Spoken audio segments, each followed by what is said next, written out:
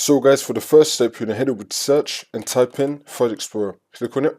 And then once you're on this, on the left hand side, you're going to scroll down and then click on this PC. Now you're going to find the drive where you have Windows installed on. It's going to have the Windows logo on it. Double click on that. Now you want to look for a folder called Java. It's either going to be in Program Files or it's going to be in Program Files x86. So right now I'm going to click on Program Files. I don't see it here. I'm going to go back to my C drive. Now I'm going to check Program Files x86.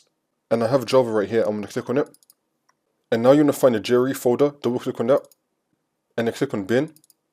And then once we're here, you just want to copy the file path. So we're going to click right here, which will then highlight this. Now you're going to right click and then click on copy.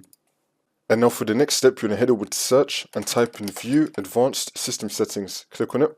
And then once you're on this, make sure you're on the Advanced tab. Now you're going to click on Environment Variables. And now this will come up. And then once you're on this, you're going to click on Path on the bottom. Now you're going to click on Edit. And then click on New. And then right here, you want to paste the path that we copied earlier. So you're going to right click and then click on Paste. And then click on OK. And now if you look at the top section, you want to click on New. And now where it says variable name, you want to type in path.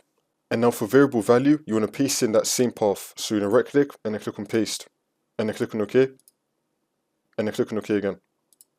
And now for the next step, you're going to head over to search again and type in CMD. Now you want to run it as administrator. And then click on Yes. And then once you're on this, you're going to type in Java. Click on Enter. And now we're going to type in Java space dash version. Click on Enter again. It's now going to be showing you your Java version.